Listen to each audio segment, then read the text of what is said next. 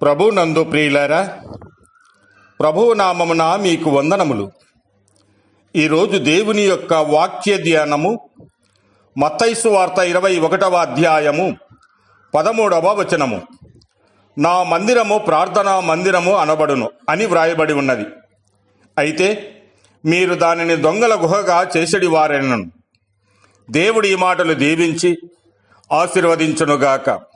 గమనించండి ప్రియులారా, యెరూషలేము దేవాలయములోనికి యేసుక్రీస్తు ప్రవేశించినప్పుడు అక్కడ ఉన్న క్రయ విక్రయాలను చూసి ఆయన పలికినటువంటి గంభీరమైనటువంటి మాటలు. ఇది నా మందిరమని ప్రభువు అంటూ ఉన్నాడు.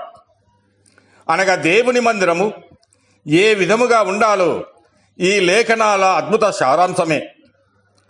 గాడిదనెక్కిన రాజుగా యెరూషలేము వీధులలో వేంచేసి తన సొంత ఇల్లైన దేవాలయంలోనికి ఆయన అడుగుపెట్టగా వ్యాపారపు సడిని చూసి ధనలాభపు అపవిత్రతను గాంచి కోపముతో బల్లలను పడద్రోసి తన సార్వభౌమత్యాన్ని చూపెను.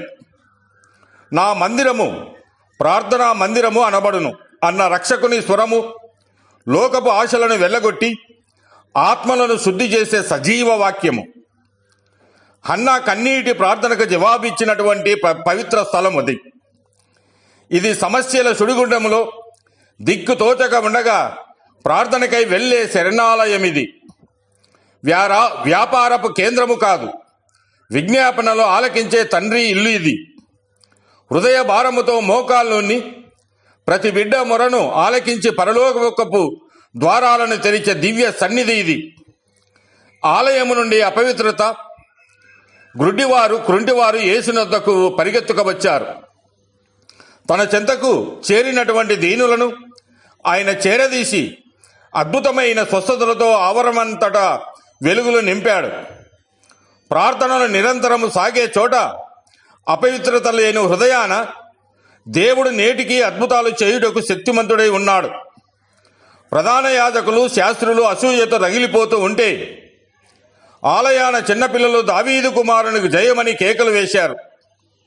ఆచారాల గర్వమును విడిచి నిష్కలంషమైన మనస్సుతో చేరితేనే దేవుడి మందిరంలో నిత్యము స్తుతియాగము సాధ్యమవుతుంది.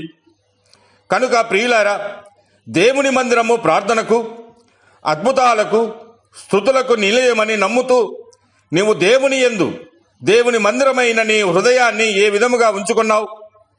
క్రొత్త నిబంధన ప్రకారం మీరు దేవుని ఆలయమై ఉన్నారని, దేవుని ఆత్మ మీలో నివసిస్తూ ఉన్నదని వాక్యము సెలవిస్తూ ఉన్నది.